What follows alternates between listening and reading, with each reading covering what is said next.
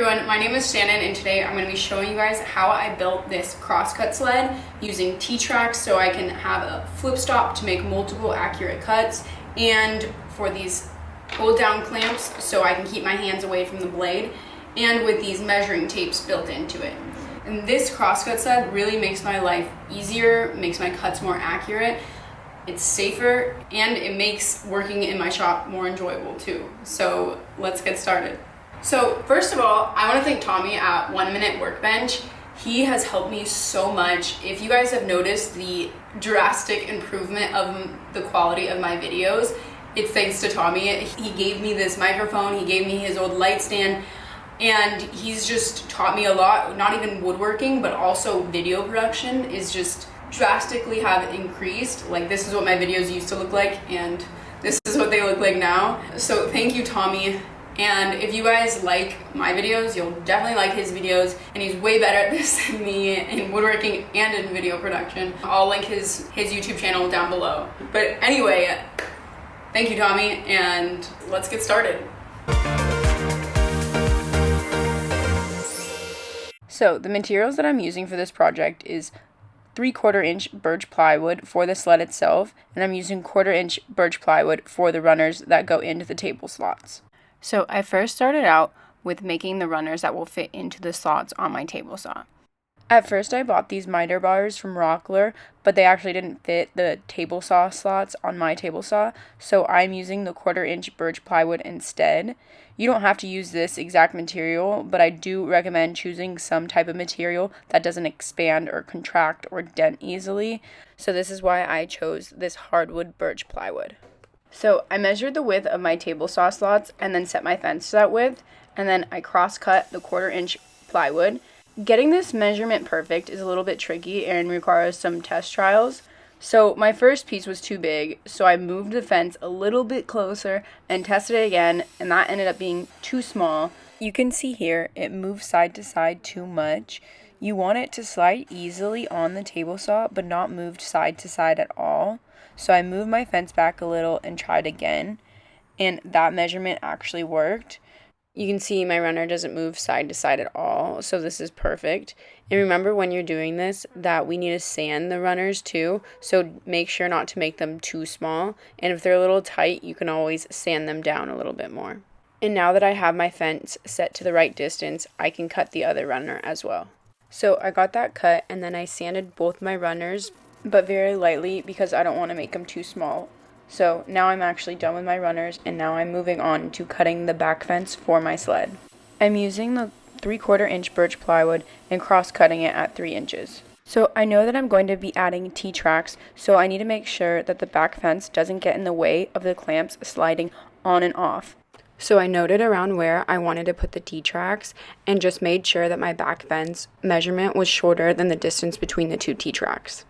So using my old crosscut sled, I ripped my piece to size, and next I cut 45-degree angles off the top of both sides. This step isn't necessary, but I wanted to do this to make my sled look a bit nicer. So here I'm using my combination square to make sure I was cutting the exact same amount off of both sides. And I'm sure there are probably more accurate ways of doing this, but I don't know. Can you comment down below if there are more accurate ways or a jig that can make this exact? Now on to adding the T-Tracks in. When choosing the location of these, I had to keep two things in mind. First, they can't overlap with the runners or else the screws would hit the T-Tracks instead of wood when adding the runners in. And second thing to keep in mind is that I wanted the clamps to get as close as possible to the blade without ever getting in the way of the blade. So that's why I chose this location right outside of the runners. And now I can add the slots where the T-Tracks will sit in. So I tried two different methods of adding the slots in. First, I tried using my table saw. So I set my blade to the height of my T-Track and took multiple passes until it was the right width for my T-Track. But the bottom of my slot where the T-Track sits was not a flat surface whatsoever. So I had to go back through with my router and then a chisel to clean it up so that my T-Track would sit flat in the slot. And the second method I used on the other slot was just using my router from the beginning. So I marked where my T-Track slot should be, And then I clamped a straight piece of wood to my sled as my guide for my router, and then just took multiple passes to route out my slot. And while doing this, it creates a lot of dust, so make sure that you have some sort of dust collection system handy. I found that the most efficient way to route out the slot is to route both edges first, and then to just break off the middle piece, and then go back in with the router again to clean up the bottom. And this actually saved me a lot of time, and it saved a lot of effort from my router. Then I cleaned up both slots with sandpaper and vacuumed up the dust, and now both my T-tracks sit in the slots perfectly. After trying both using a table saw and a router to make my slots, I definitely recommend using a router to make your slots, because not only was the bottom a flatter surface from using a router, but also there was way less tear out from using the router. You can see here, this slot I used the table saw, and there's a lot more tear out along the sides, whereas this slot I only used the router and there is essentially no tear out whatsoever. Next, I moved on to building my front fence. Using the same 3/4 inch plywood, I cut two pieces, one piece at 3 inches and the other piece at 3/8 inches shorter than 3 inches, because that is the height of my T-track. So the T-track will sit flush with the taller piece like this. Okay, I have my two fence pieces cut, and now I'm going to glue them together. And I'm using this piece of particle board with a melamine top as a flat surface, and I'm going to clamp these to this because I know that this particle board is flat, whereas I don't know if these are perfectly flat. So I'm going to glue them up and then clamp them to this particle board so I know that they're flat. Thank you guys for recommending this. I am absolutely obsessed with this glue bot. It has changed my life. So thank you.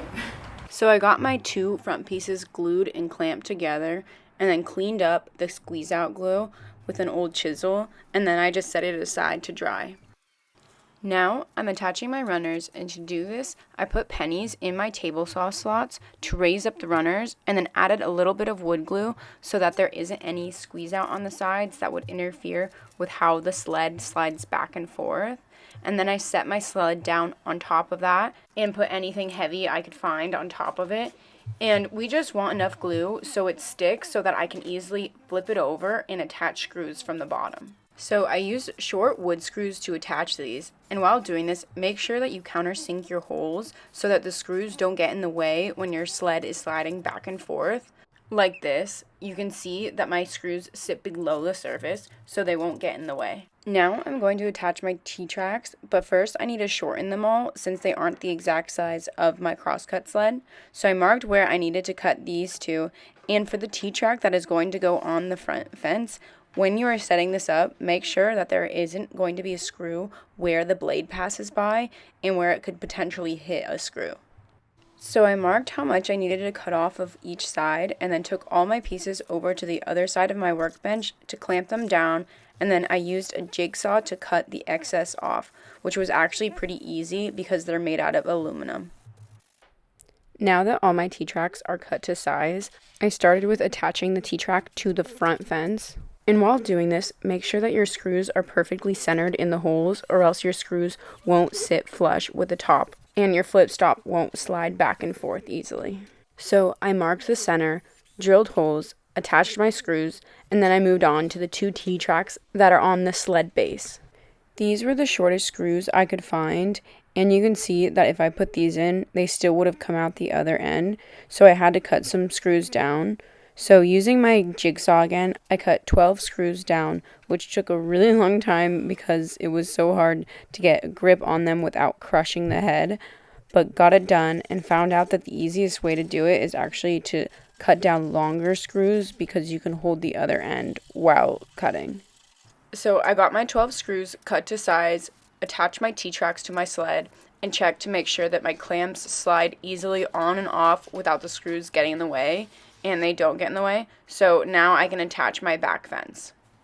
I glued, then clamped my back fence in place. Then from the bottom side, I drilled holes, countersunk the holes, and then put the screws in, and then cleaned all of the squeeze out glue. Next, I sanded the bottom, cleaned up the dust, and then added paste wax on the bottom of the sled and on my table saw. The paste wax helps the sled easily glide back and forth on your table saw. Now I'm raising up my blade so I can make a cut through my sled, but make sure not to go all the way through to the front of the sled. This is so we know where the blade is, so when we attach our front fence, we make our front fence exactly perpendicular to the blade.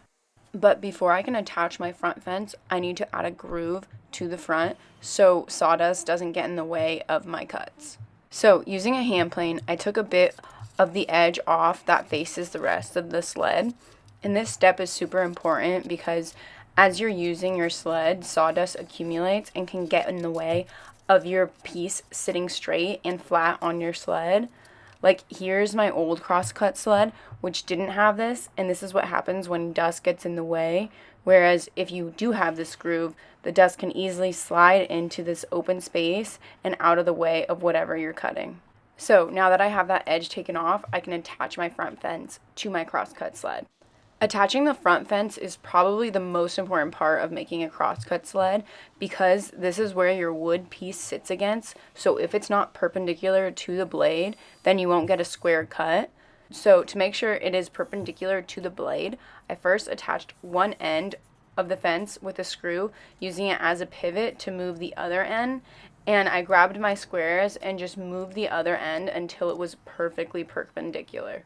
And once I found where that was, I clamped down my fence so it doesn't move and then attached it in place by drilling holes, countersinking the holes, and then putting my screws in. Next, I installed these adhesive measuring tapes from Rockler onto my fence, and I have one that's from right to left and one that's from left to right. So first I'm installing the one from right to left. These will help me so I don't have to bring a measuring tape to my sled every time I make a cut, saving me a lot of time.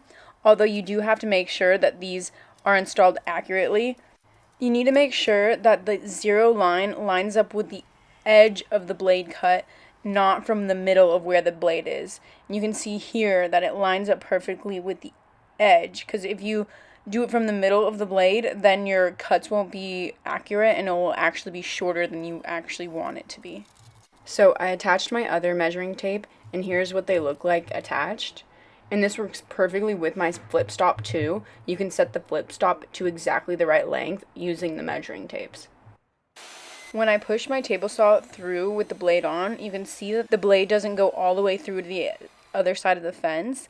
And I did that on purpose by making my runners longer than they needed to be. But here they're a little bit too long. I want to use my runners and the end of my slots in my workbench as an extra safety measure. I want my blade not to go through to the other side, but I left the runners a bit too long because you can see here that the blade wouldn't fully go through my piece of wood if I had a piece of wood here. So I need to shorten them a bit. And if you are going to do this, a good way to measure this is make sure that at least the middle of the blade goes through the front of the fence, aka the tallest point of the blade, so you know that whatever you cut will be fully cut. So I shortened my runners and tried again, and this is a good length. The middle of the blade reaches the fence. However, the blade does go through to the other side, so I need to add something to the front to cover my blade. So I cut some pieces to size using my new sled, then glued them together, clamped them, and set them aside to dry. While that was drying, I sanded my entire sled and then added the paste wax over the entire sled because I like the consistent look of it and to give it a little bit more protection. Once my safety block was done drying, I sanded it to get nice rounded corners and attached it with wood glue and clamps. And once that finished drying, I added paste wax to it as well and then ran it through my table saw again. And you can see now that the blade doesn't go through to the other side anymore, which makes it a bit safer, but still never put your hands there while using it. But now my crosscut sled is now done, and here's the final product. And there'll be links down below for everything that I used in this project. So I'm officially done with my crosscut sled. I'm absolutely obsessed with it. I have been bragging about it to everyone, even people who don't understand woodworking. I'm still bragging about it, but I love it. It makes my life so much easier and safer, more enjoyable, and my cuts are way more accurate than they were before. And anything that can do all of those things is definitely worth my time and energy. So I'm very happy I made this I do think I'm going to be making a few upgrades to this. Like, I think I'm gonna hang it from my workbench. I just don't know where I wanna hang it from my workbench. And then I do think I'm gonna add some type of dust collection for the top. Just haven't figured that out. But everything, any upgrades I do make to this or to anything in my shop, I'll post on my Instagram. But yeah, thank you guys for watching and hope this helped. So see you guys next time.